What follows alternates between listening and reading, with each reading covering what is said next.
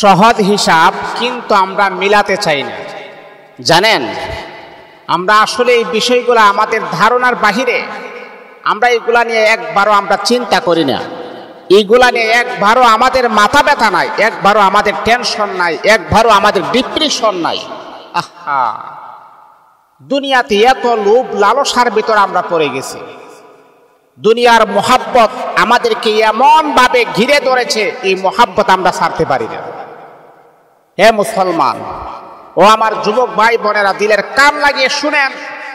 আজকে যৌবনের তাড়নায় কি করবেন কি না করবেন, ইনস্ট্রাকশন, কোনো দিক নির্দেশন আপনি খুঁজে পাচ্ছেন না। কি করবেন আপনি? এত সহজ হিসাব আমরা এটা আমরা মিলাতে পারতেছি না।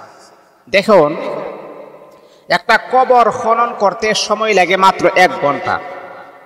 যারা কবর খনন করেন তাদেরকে আপনি জিজ্ঞাসা করবেন, তারা কবরটা যখন খনন করে, যত সুন্দর করে হোক 1 ঘন্টা সময় লাগে। কিন্তু অথচ এই কবরের ভিতরে আমাকে আপনাকে অনন্ত অসীম কাল পর্যন্ত এই কবরের ভিতরে থাকতে হবে। যেই কবরটা আমি খনন করেছি, সময় ব্যয় হয়েছে আমার 1 ঘন্টা, আর এই কবরের ভিতরে আমাকে অনন্ত অসীম কাল পর্যন্ত আমাকে এই কবরের ভিতরে থাকতে হবে।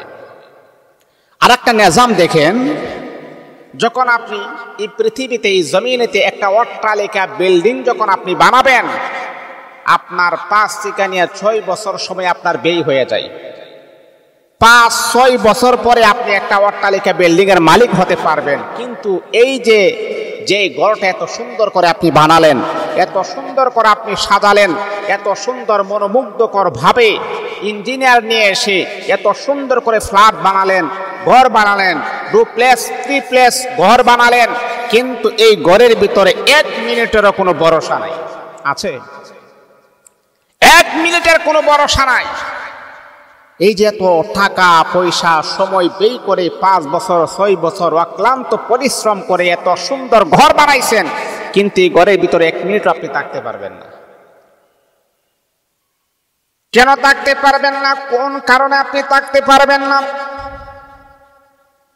যেই কোনো সময়, যেই কোনো মুহূর্তে মালাকুল মাউত আজরাইল আলাইহিস সালাতু ওয়াস সালাম আমার আপনার কাছে আসতে পারে, আমার আপনার কাছে এসে আমার আপনার জীবনটাকে তছনছ করে দিতে পারে। ও বন্ধু, আপনি কি সাদ্দাতের কথা ভুলে গিয়েছেন? সাদ্দাত এত কষ্ট করে এত সুন্দর করে জান্নাত বানাইলেন, কিন্তু আল্লাহ পাক রব্বুল আলামিন আদেশ করেছেন, মালাকুল মাউত সাদ্দাত বছরের পর বছর সময় ব্যয় করেছে, জান্নাত বানাইছেন। আমি আল্লাহর নিজাম, আমি আল্লাহর নিয়ম হলো, কত সুন্দর জান্নাত বানানোর পরে জান্নাত দেখার মতো সুযোগ আমি আল্লাহ দিব না। হে মালাকুল মাউত আজরাইল, সাদ্দাত জান্নাত বানাইছে, কিন্তু আমি আল্লাহর হুকুম হলো জান্নাত সে দেখতে পারবে না। এত সুন্দর করে জান্নাত বানাইছে, এত সুন্দর দামি দামি ইট পাথর দিয়ে সাদ্দাত জান্নাত বানাইছে, কিন্তু আল্লাহ পাকের হুকুম হলো জান্নাত দেখতে পারবে না। যখন এই সাদ্দাত যখন জান্নাত কমপ্লিট হওয়ার পরে যখন জান্নাত যখন দেখবেন, তখনই কিন্তু মালাকুল মাউত আজরাইল বলে, সাদ্দাত এত কষ্ট করে এত শ্রম দিয়ে তুমি জান্নাত বানাইছো, ও সাদ্দাত ওই জান্নাত দেখার মতো পারমিশন আমার আল্লাহ তোমাকে দেন নাই। সাদ্দাত জান্নাত বানাইছো, কিন্তু সেই জান্নাত তুমি দেখতে পারবা না। সেই জান্নাত দেখার মতো পারমিশন আল্লাহ পাক রব্বুল আলামিন তোমাকে দেন নাই, তুমি দেখতে পারবা না এই জান্নাত। ও মুসলমান বন্ধুগণ, এত সুন্দর করে দামি দামি ঘর আপনি বানান, বিশাল বড় বড় বিল্ডিং আপনি বানান, কিন্তু আপনি জানেন না এই ঘরের ভিতরে 1 মিনিটও থাকার মতো কোনো ভরসা আপনার নাই। ও বন্ধু, এখনো সময় আছে, এখনো সময় আছে। আল্লাহ পাক রব্বুল আলামিনের দরবারে আপনি ফিরে আসুন।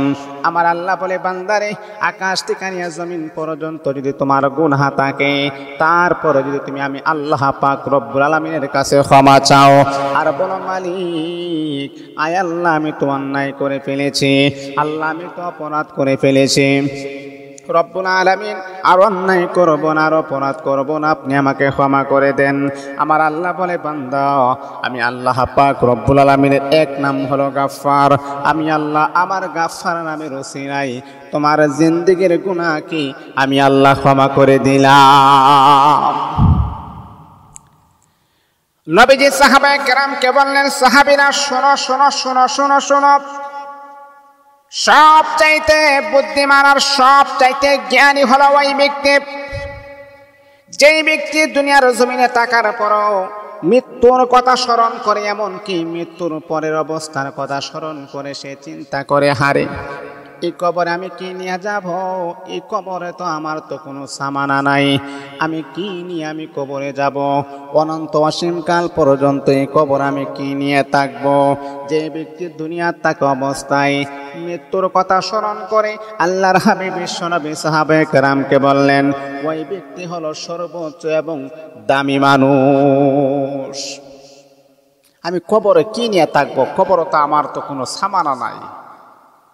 আমি যদি এই দুনিয়াতে যদি আপনি মৃত্যুর কথা স্মরণ না করেন, আমরা অনেক মানুষের চেহারার দিকে তাকালে বুঝতে পারি দুনিয়ার প্রতি তার এত আকর্ষণ, দুনিয়ার প্রতি তার এত মহাব্বত, দুনিয়ার প্রতি তার এত লোভ, তার এত লালসা।